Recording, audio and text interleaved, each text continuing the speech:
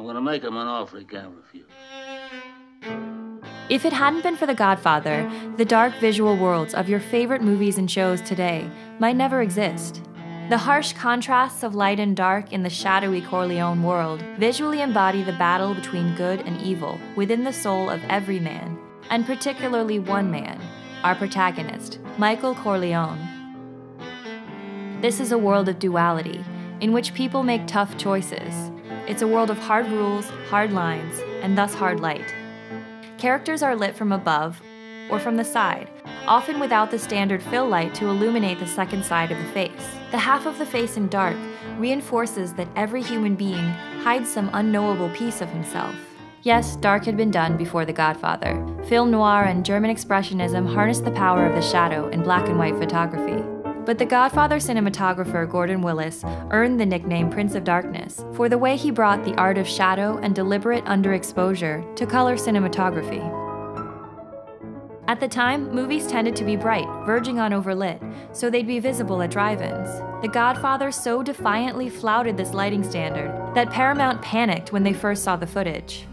Willis has said his vision for The Godfather was based on evil.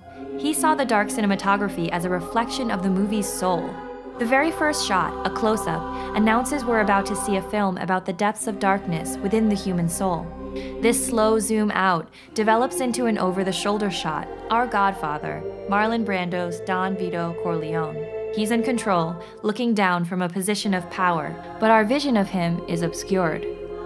The need to emphasize Brando's heavy prosthetic makeup led Willis to light Brando from above. At times, Willis provides minimal eye light, the dark eyes making Vito a mystery. We can never fully understand the man or his motivations, because the lighting won't let us. We can't see inside. Michael's face is relatively brightly lit for most of the film, but as he gets mixed up in the family business, his face intermittently slips into the dark, as his innocent and villainous sides wrestle to dominate him. Only in the romantic-looking Sicilian sections does Michael break away into a softer, subtler light that seems to offer the chance of a carefree, richly colored happiness. But the fantasy of escape is quickly revealed to be an illusion. By the end, the shadows over his eyes signal that his dark has eclipsed his light. At last, he has become the new Godfather.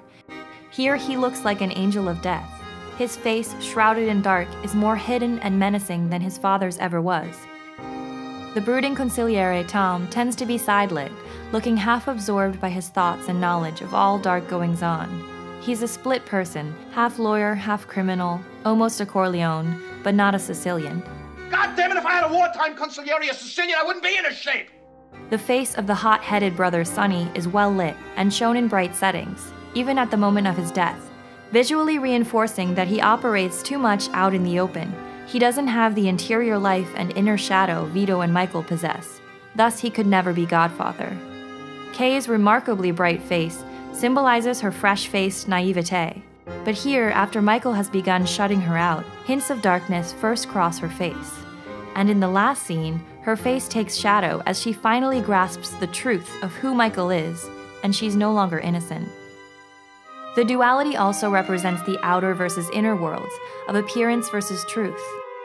At the start, the sunny wedding, which Willis has described as having a Kodachromy 1942 kind of feel, unfolds outside, projecting the rich, happy outer appearance of a strong family.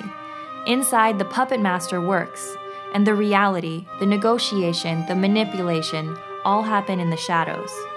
The film is shot in a painterly tableau style, in which every painstaking frame is so artful it could hang on the walls of the Uffizi Gallery.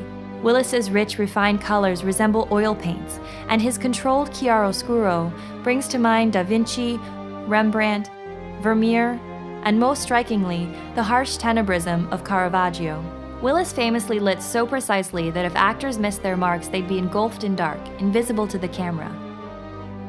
The notoriously perfectionist director of photography insisted on almost no zooms or modern technology like helicopters, and that every camera placement must represent a point of view. But director Francis Ford Coppola persuaded Willis to make a couple of exceptions, like the haunting opening zoom and the overhead aerial shot when Vito is attacked. As the story goes, Coppola argued to Willis this was still a POV shot.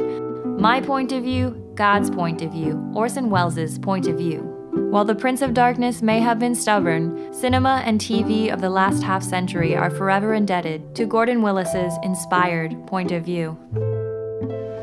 Leave the gun. Take the cannoli.